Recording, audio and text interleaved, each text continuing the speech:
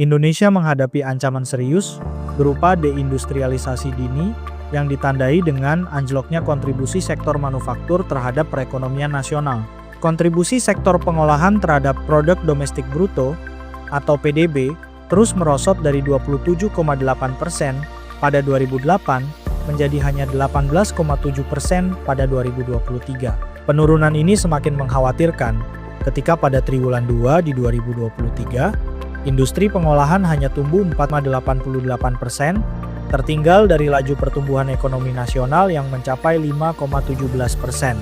Fenomena ini mengindikasikan bahwa sektor manufaktur kehilangan daya saingnya sebagai motor penggerak ekonomi. Sektor tekstil dan produk tekstil serta alas kaki menjadi contoh paling nyata dari gejala deindustrialisasi.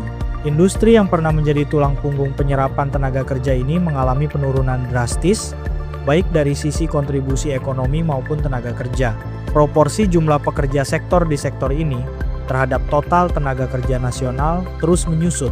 Lebih memprihatinkan lagi, kontribusi PDB-nya anjlok dari 3,27% pada tahun 2000 menjadi hanya 1,45% pada tahun 2022. Deindustrialisasi dini yang melanda Indonesia dipicu oleh kombinasi faktor internal dan eksternal.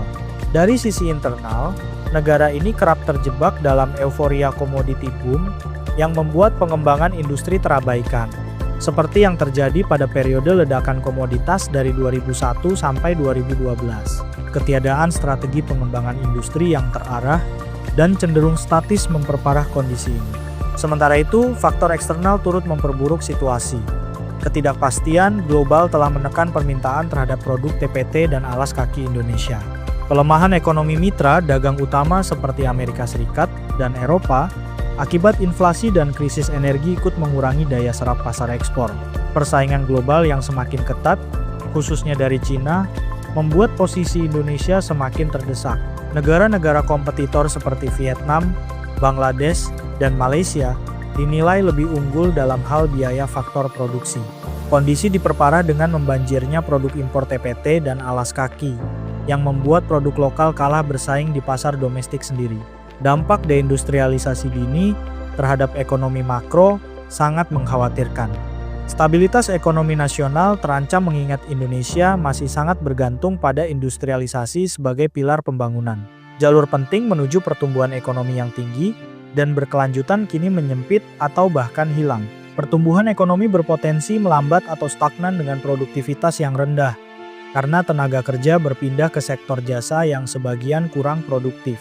Fenomena ini menciptakan perangkap pertumbuhan yang sulit dilepaskan. Dimensi sosial dari deindustrialisasi dini tak kalah mengkhawatirkan. Keberlangsungan hidup jutaan pekerja terancam dengan potensi meningkatnya pengangguran dan kemiskinan.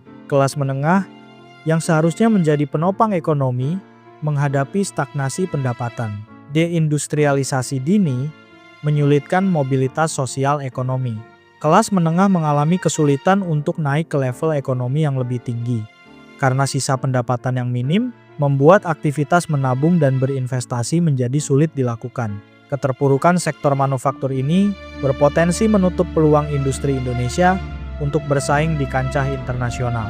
Lebih jauh lagi, strategi pembangunan yang bersifat top-down dan berbasis logika kapitalisme seringkali mematikan kesempatan masyarakat lokal dan melahirkan resistensi sosial. Indonesia kini berada di persimpangan jalan. Tanpa intervensi kebijakan yang komprehensif dan terarah, deindustrialisasi dini akan terus menggerogoti fondasi ekonomi dan mengancam cita-cita menjadi negara maju.